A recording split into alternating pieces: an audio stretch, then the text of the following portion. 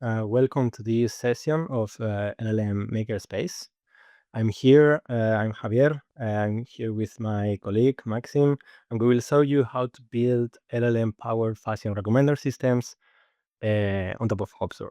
So, first of all, on the session will be divided more or less into two parts. In the first part, we will see some recap on the main ideas behind the recommender systems and how they worked. And then on the second half of the session, my colleague will show you a demonstration how to of an implementation of this type of systems on HubSpot. So I would like to start with some retrospective on the recommendation systems. In the last years, there has been a wave of recommendation systems, and there has been like a revolution on the development and improvement of the architecture of these type of systems, which are used by companies such as Netflix to more effectively attract the attention of the users and keep them in the loop, let's say, and also by other companies such as Amazon to improve their sales based on better recommendations that are provided to these users. And two of the most successful AI-powered recommendation systems in the world are, as you may know, TikTok and Netflix. And these systems work in the following way. They, as the user interacts with the platform in the form of likes or dislikes of different content, or adding to the list, or terminating the session sooner than expected, all these interactions are leveraged by the system to basically adapt in real time the recommendations that will follow afterwards. And the same goes for TikTok, with more or less the same interactions, and also like time spent watching each video, or if you are just scrolling down, passing to the next one.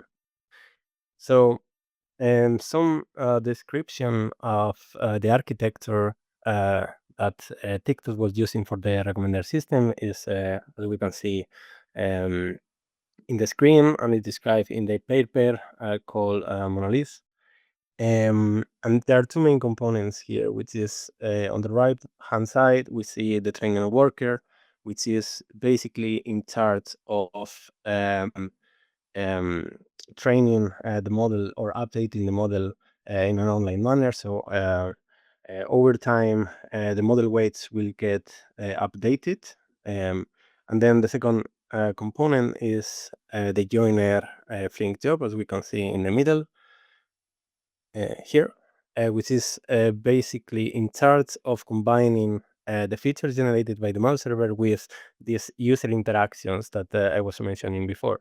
So in this way, by combining these features with the interactions, they can basically adjust the recommendations that will follow later on. So an important point here is that this feedback based on interactions should happen as fast as possible, because then you can provide recommendations that are more up to date.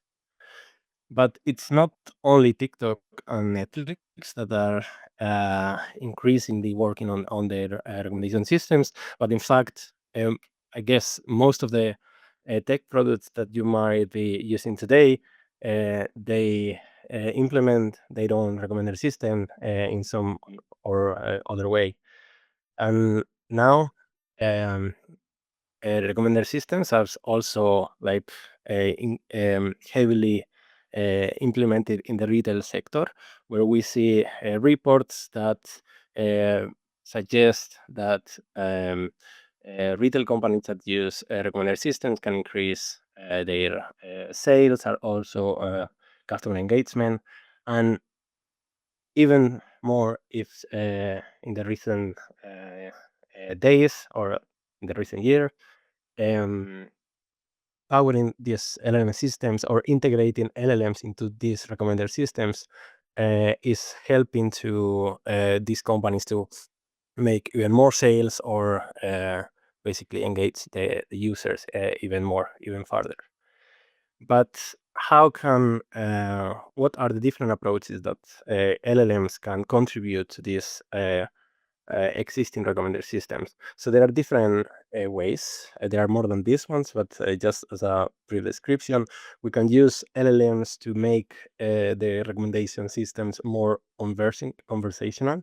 This means that now users will be able to interact with the recommendation system using natural language, and the system will understand the intention of the user, and also the response given to the user can also be in the format that is natural or is familiar with humans, which is basically an explanation in natural language.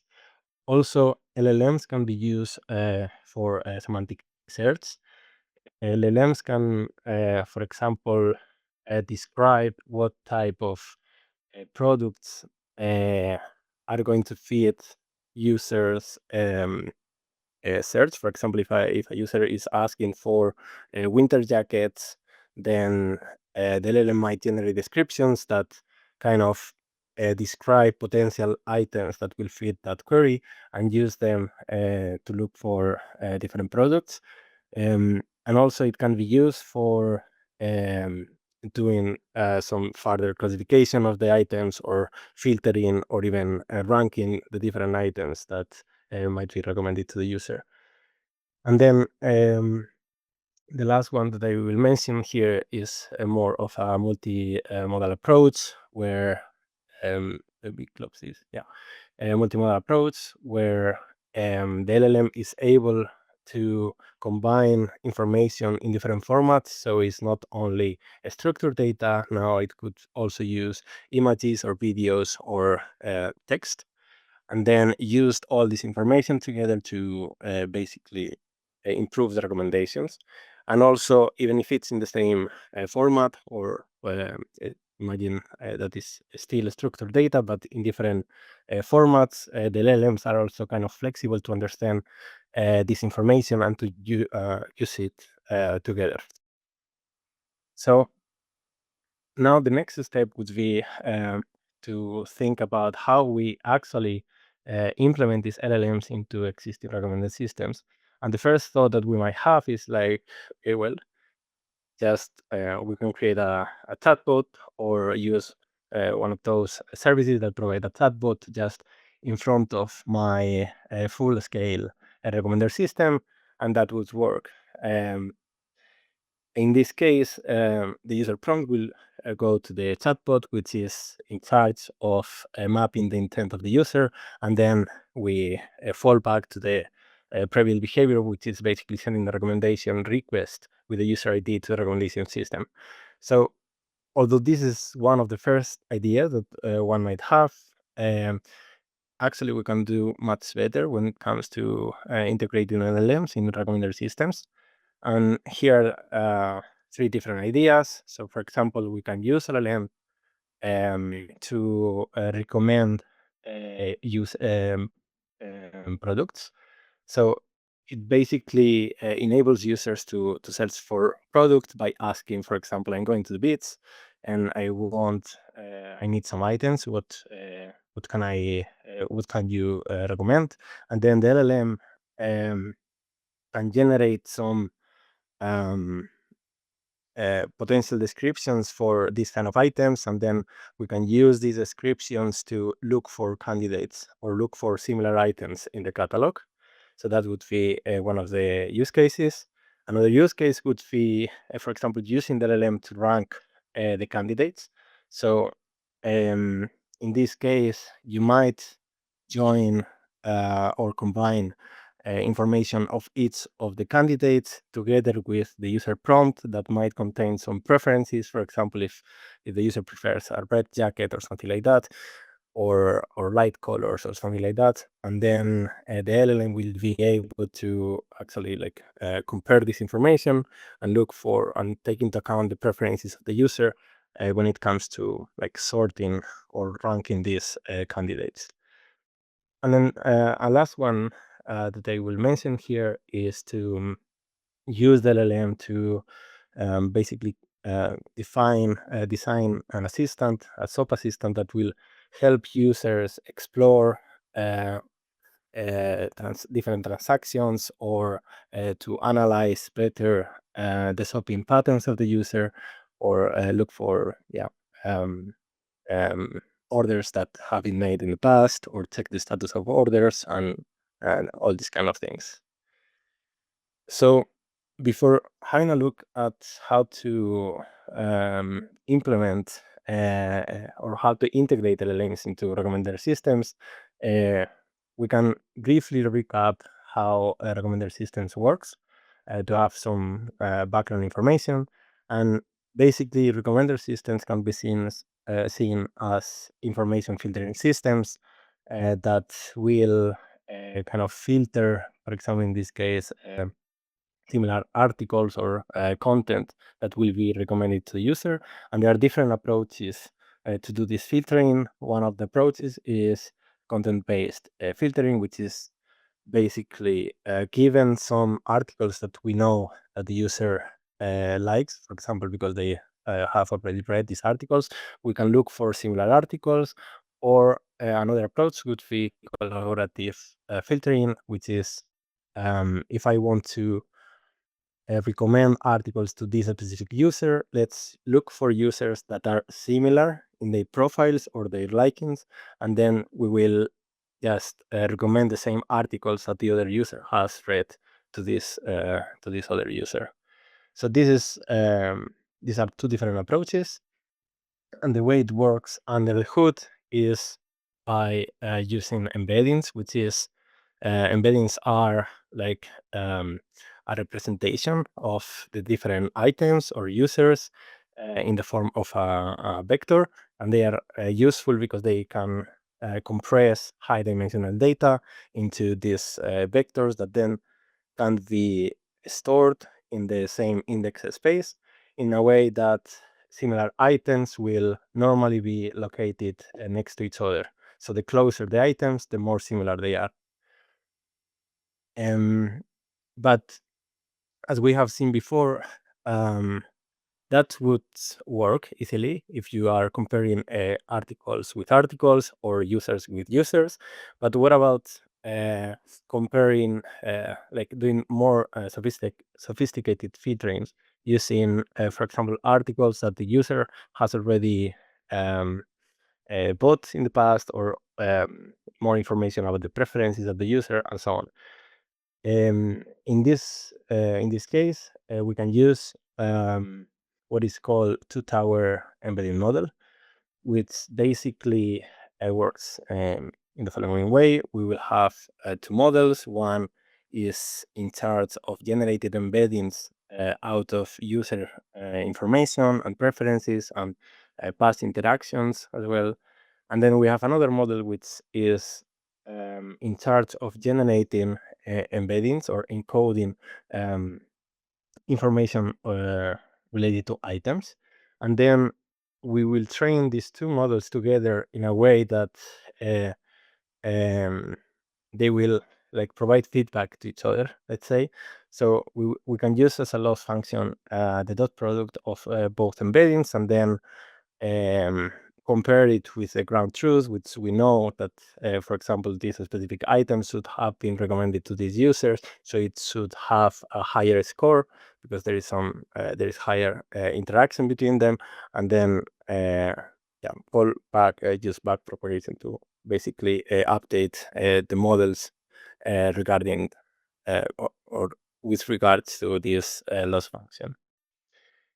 And then once we have these models already trained that generate embeddings, then we can build an architecture that is referred to retrieval ranking architecture that is based on embeddings, which is composed of two different steps. The first one is the candidate generation, in which we will provide an embedding of the user history and context, and we will look for candidates of articles that might be recommended to the user, and then once we get these candidates, we need to sort them in terms of like what we think that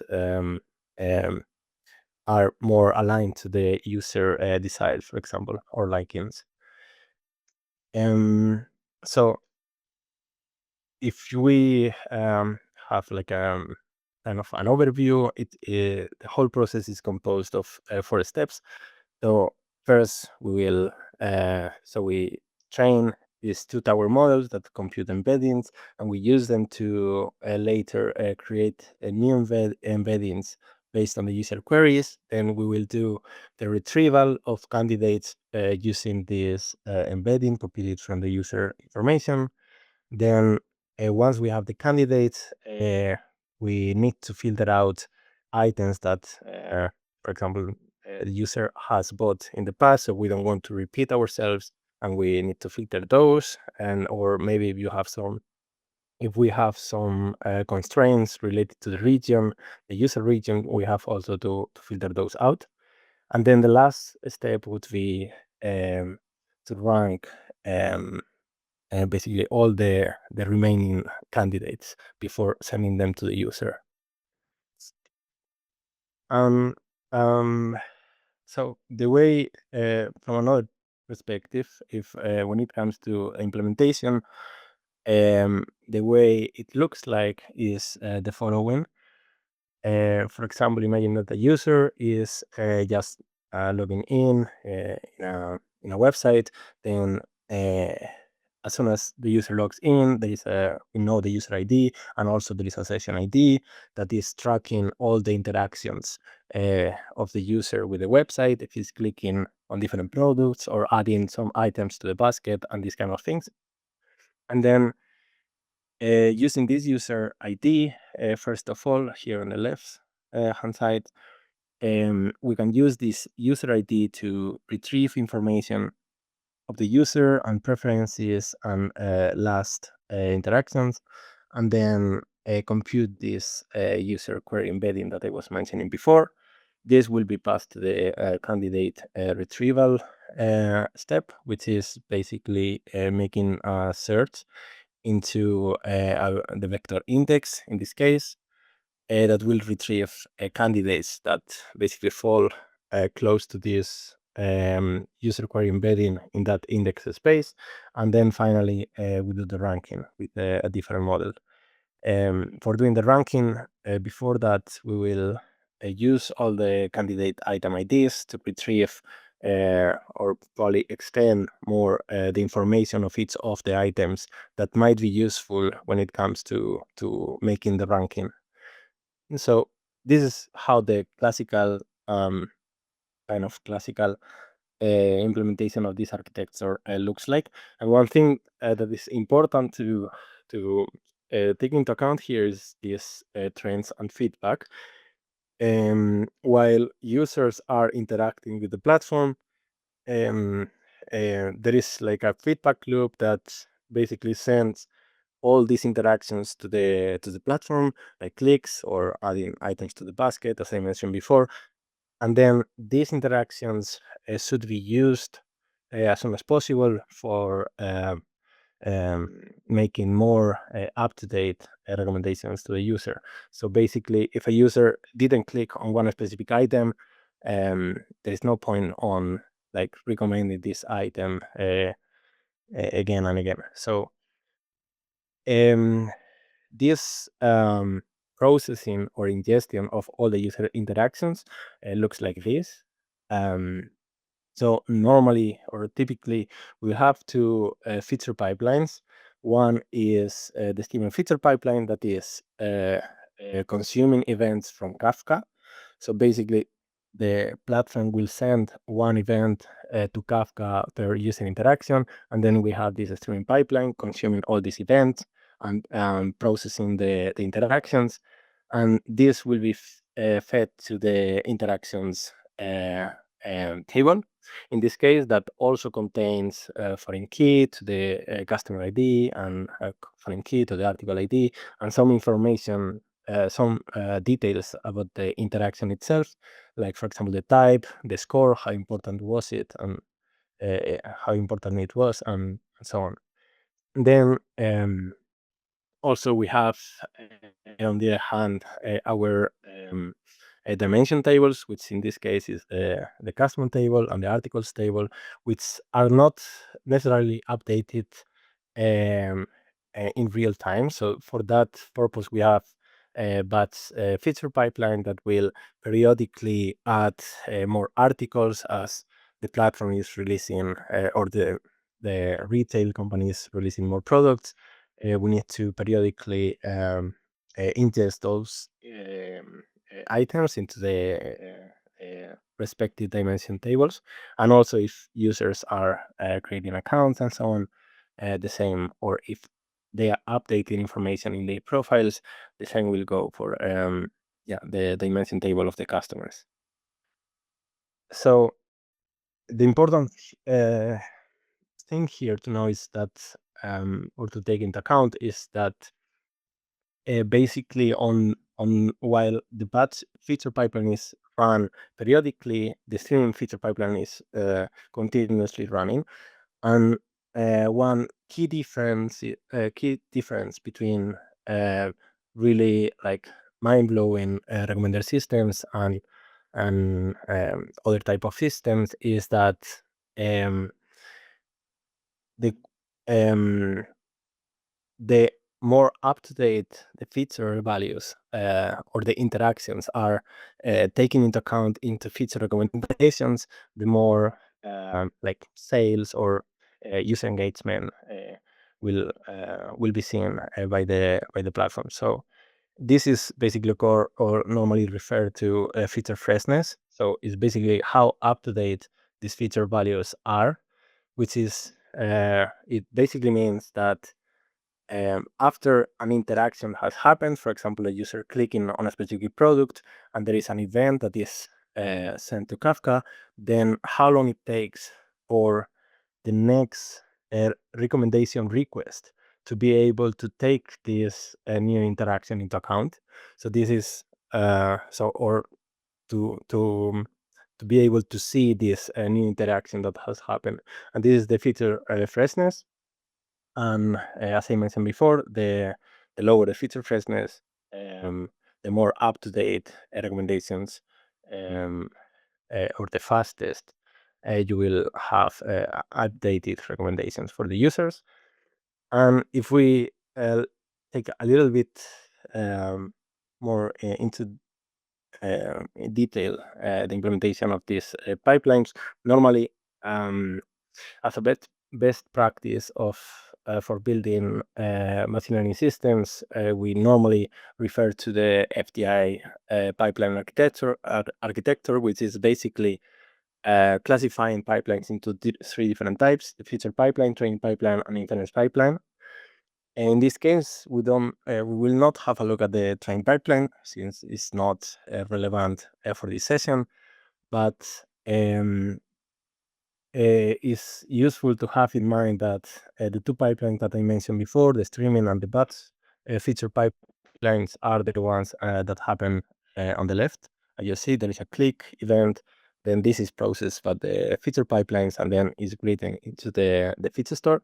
And then at inference time or prediction time, when the recommendation is going to happen, a specific request will come into the platform, and then this is basically happening in the inference pipeline, where the different embedding models will encoders will generate embeddings, then the look for candidates will happen, and then the ranking and so on. This will happen in the inference pipeline.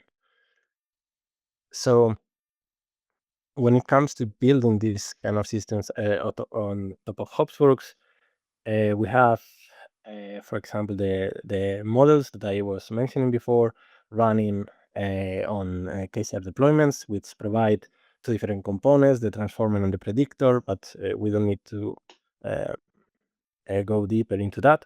Sorry for that.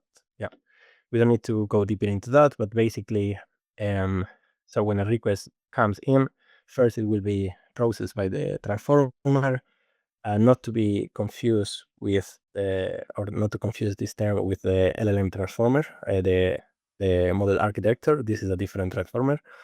But yeah, the requests will come into the transformer component, and then it will be the output of that will be sent to the predictor component of the deployment, and then finally the result of that will be sent back to the user. So just coming back to the this diagram of the kind of classical implementation of retrieval and ranking architecture, how would we add here, or how would we integrate LLMs into this recommender system architecture? If we take a look at the first use case that I was mentioning before, the LLM ranking, which is basically using the LLM for ranking the different candidates, it would look something like this.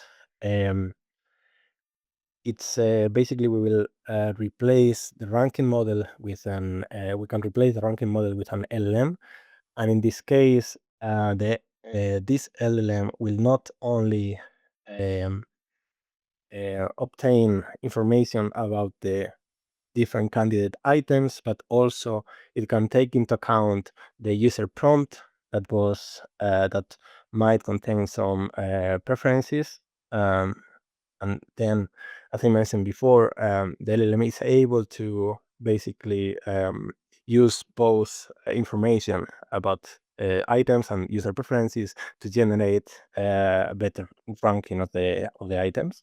So that would be the first case. And the second case is related to the LLM recommender. So in this case, we can use also the LLM in the first step, which replacing basically the a user query model, which was the model that generates the embeddings based on the user queries.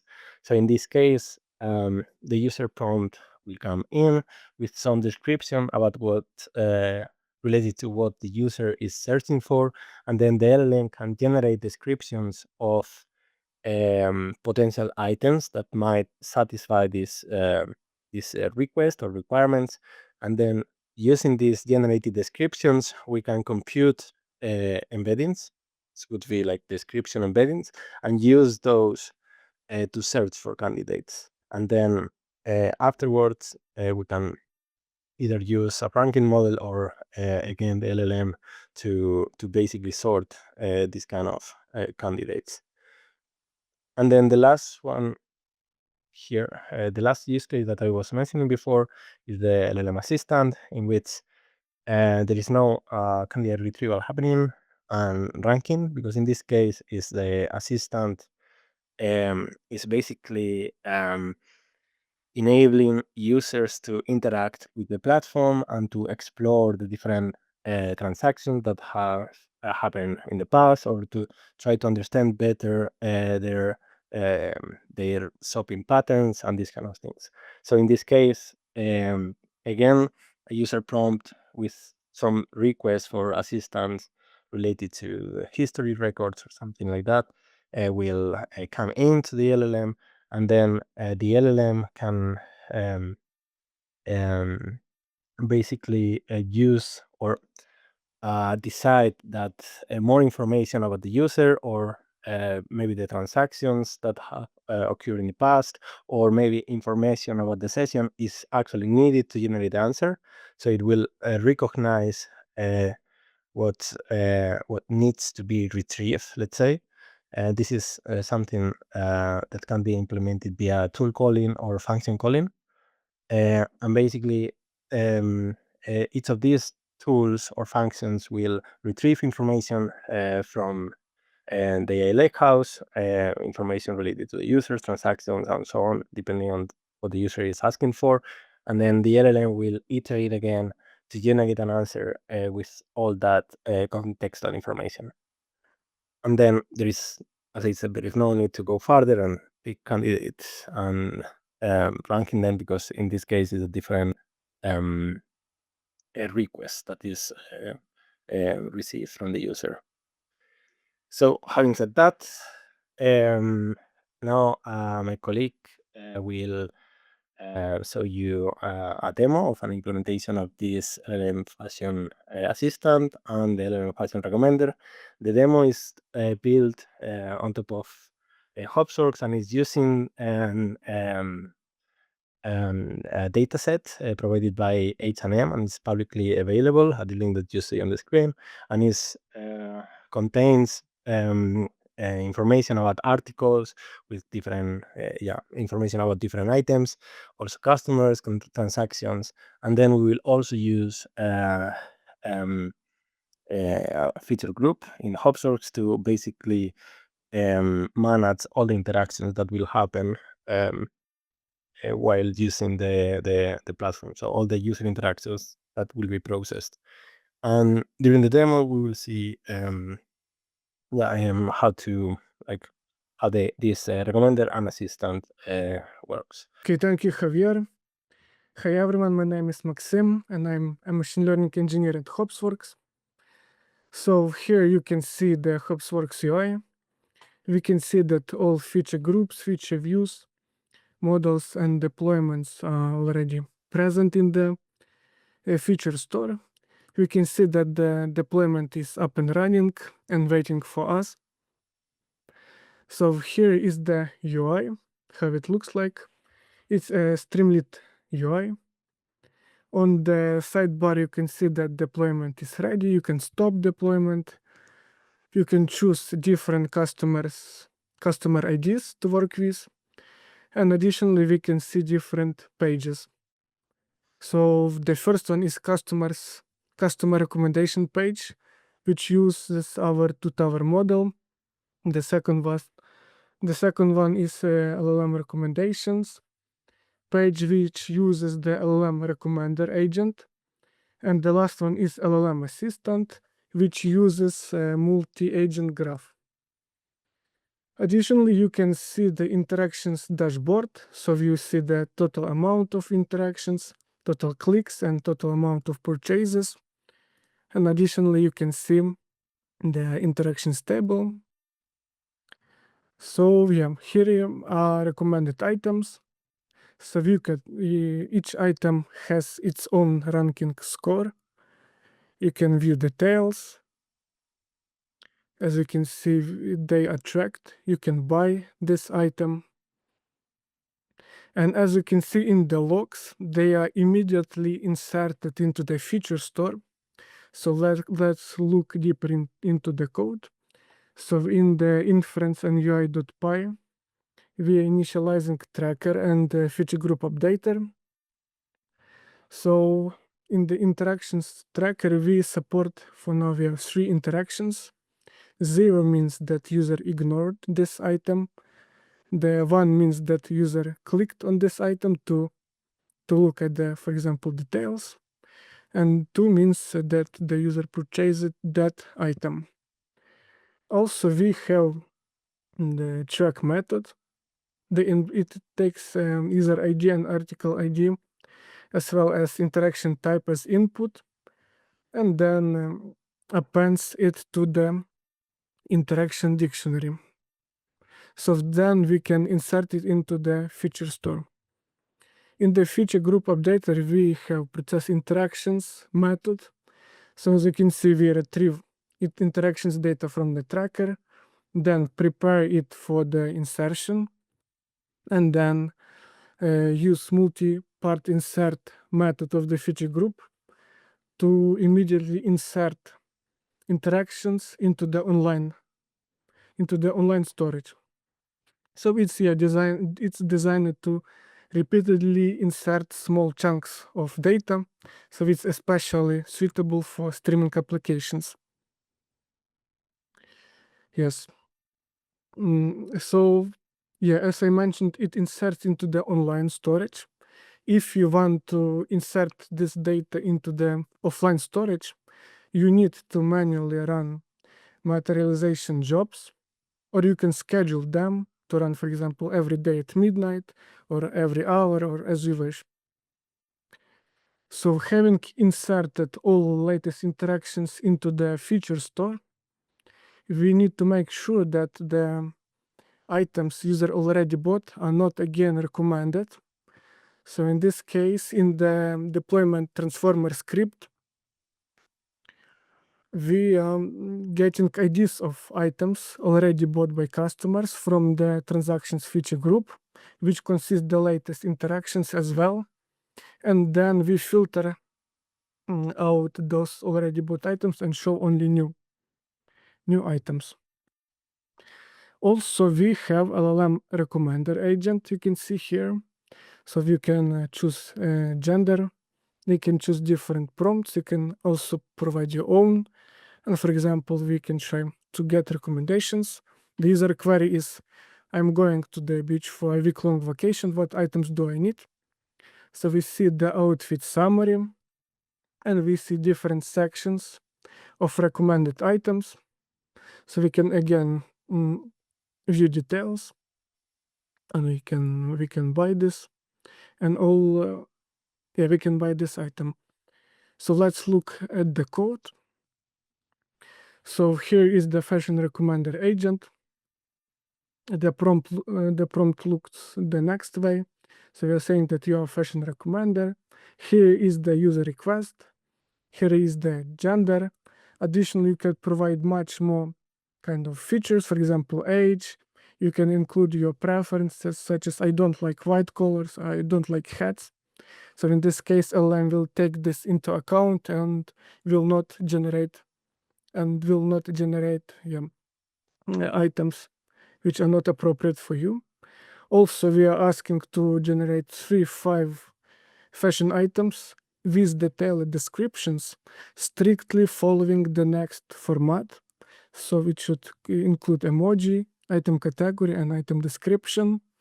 Also, we provide a few examples, so it's way more easier for our agent to generate appropriate response in appropriate format. Then we construct prompt, construct a chain, and here is the final kind of wrap-up function. You can see we invoke this chain, receive response, then we split this response to get items, and then we get outfit summary and item descriptions for those items. And then you can check the inference code. You can see that we use this fashion recommender agent. We ask it to get recommendations, and then for each generated item we call get similar items function. So let's look at the code. So this function takes a description as an input, embedding model and articles feature view. Then having description, we compute embedding, and then find the closest items from our articles feature view.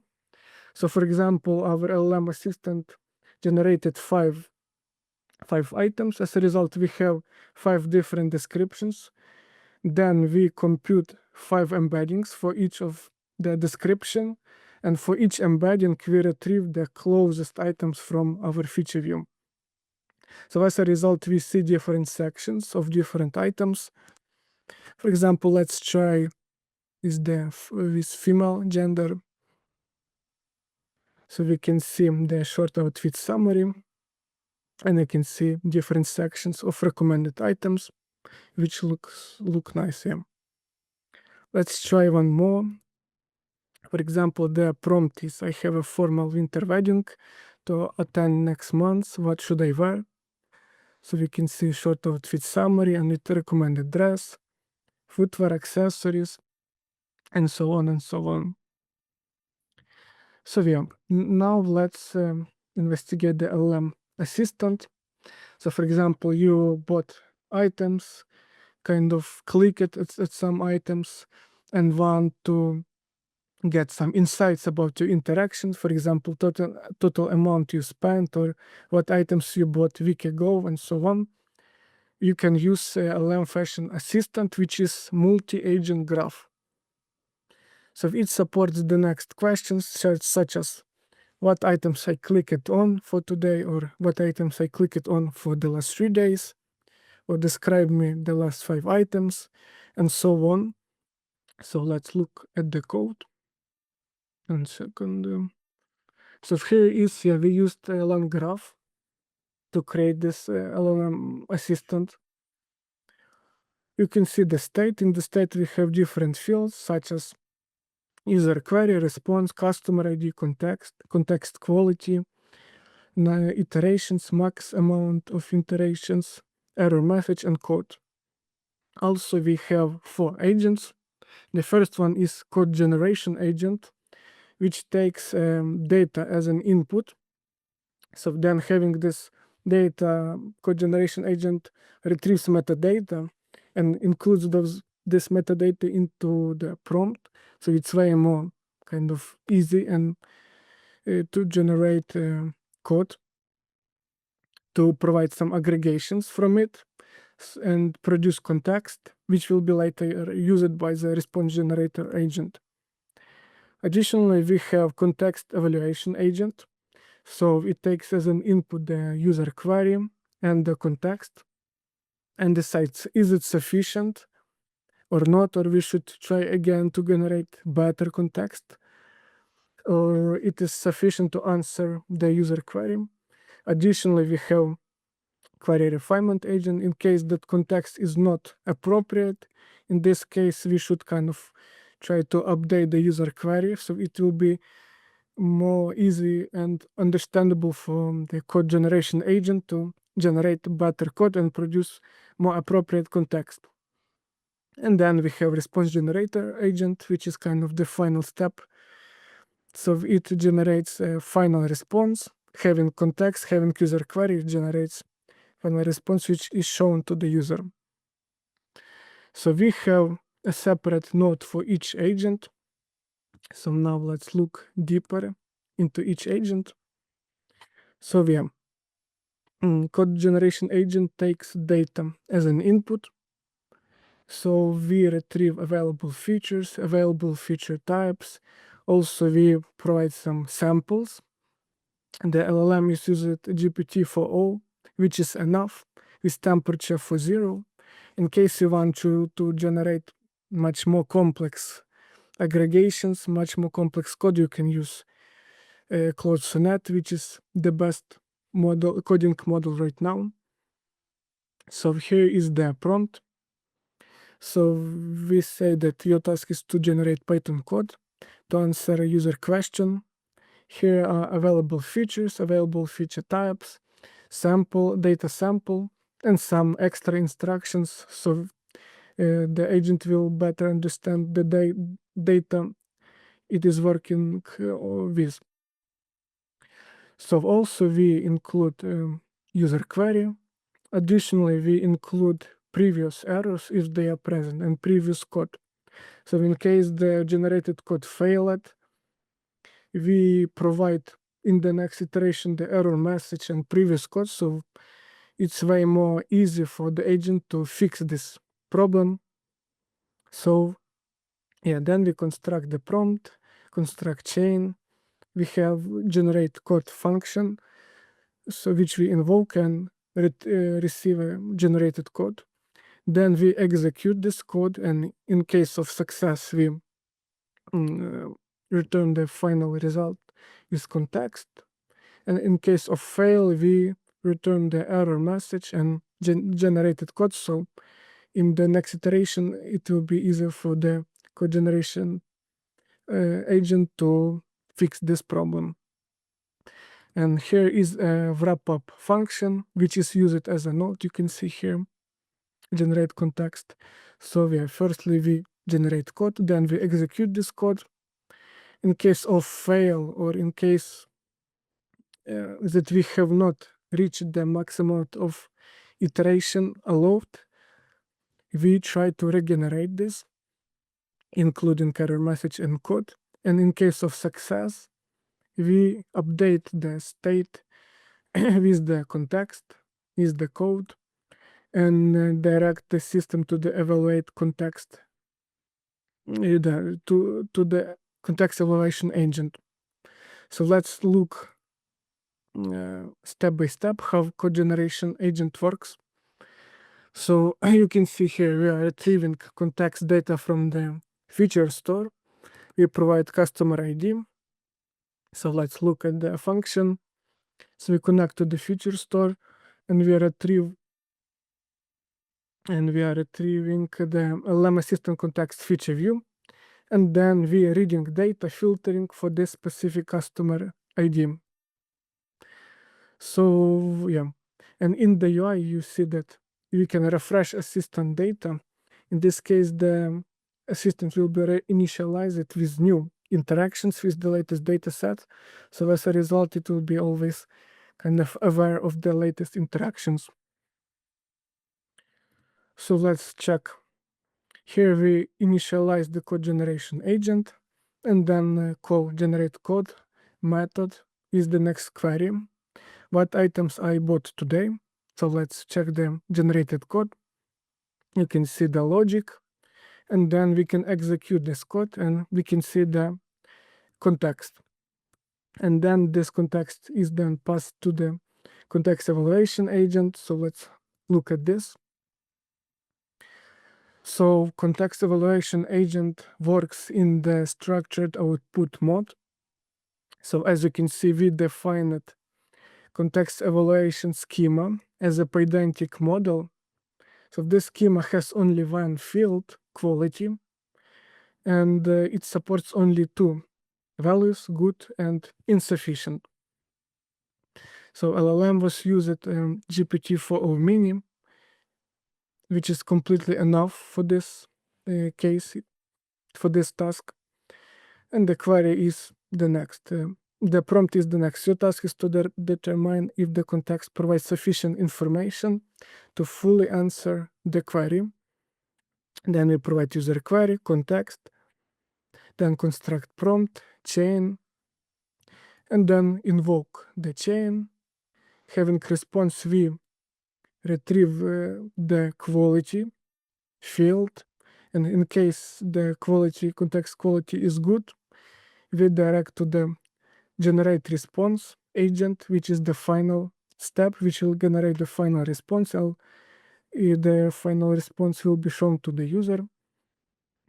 In case that we already reached the maximum allowed amount of iterations, we will work with what we have. So we again direct to the generate response to generate final answer with what we have. In case that the context quality is bad, we direct to the refine query. So this agent will try to improve, make this user query more clear. So, and then we update state with the context quality value. So yeah, that's it. Let's look how it works. So we initialize the context evaluation agent. And for example, user query is what was the last transaction I have made? Context is your favorite color is red. In this case, the quality is insufficient. But when we have a good context, such as last transaction was had and so on, we see that the quality is good. So we can continue and go to the response generator agent. So now let's look how the query refinement agent looks like. So all we ask is, here is the original query, here is the context, and the previous attempt failed. The previous attempt to get context for the user query was insufficient. Please refine this query. So it will be kind of more easier for the code generation agent to produce more context aware and better context. Yeah. So then we define prompt, chain, and the final wrap-up function looks the next. So we invoke chain and then always direct to the generate context node. So let's look at how it looks like. So for example, the user query is what was the last transaction I have made. Context is your favorite color is red, which is insufficient. So in this case, query refinement agent kind of updated the user query, which is more clear. So as you can see, can you provide details about my last transactions? About my last transaction, including the interaction score, sales channel ID, and so on. So now finally let's look at the response generator agent. So we are using GPT-4 of Mini, provide some instructions, and then say that here is the user query, here is context, so generate final answer, which should be kind of user-friendly, easy to read and understand. So the wrapper function looks the next. So we invoke, and then it's the kind of inference cycle is done. Yeah, so now let's look how the graph works. So for example, what's my total spending for all time? We see 3 LLM calls. So the first one is code generation agent, the second one is context evaluation, and the last is response generator agent. We can see the final state. So we see how the user query looks like. We see the response, we see the customer ID, and the context. So now let's look at the UI. Yeah, so let's ask a few questions. So I already asked a few to save some time. So for example, what items I clicked on for today. You can see the list of items. You can see kind of some information such as price. And for example, the user query is what items I clicked on for the last 3 days. We see more items. For example, describe the last 5 items I bought. So we can see the name of the item, we can see type, color, price, description, and so on. And for example, what interactions I did today. You can see today you had this amount of interactions. You interacted with the next items. And for example, provide my purchase history. It as well generates context. And basically using this context generates a final response. So now let's ask a few more questions. For example, what is my total spending for all time? So you can see it generates context, then evaluates, produces context, and finally generates a final response. So for example, we can say, what is my total spending for today? So it generates code, executes it, then the context is evaluated, and in case that the context is good, we generate final response. For example, do I prefer online or offline shopping? It generates context, evaluates it, and here is the final response. So let's check the state. As you can see, do I prefer online or offline shopping? You can see that context looks the next way, so which it is very easy for the response generator agent to generate good response. And for example, last question is, what colors do I buy most often? So you can see the final response looks fine. So you can ask much more questions depending on your data. So yeah, that's it. Yeah, thank you everyone for listening. And if you want to learn more about how to build bots, real-time, and NLM systems, you can download the first chapter of a book that our CEO Jim Dowling is writing on the topic. And yeah, if you have any other questions, feel free to jump into our public Slack, as you can see in the screen. And otherwise, just see you on the next session of LLM Makerspace. Thank you.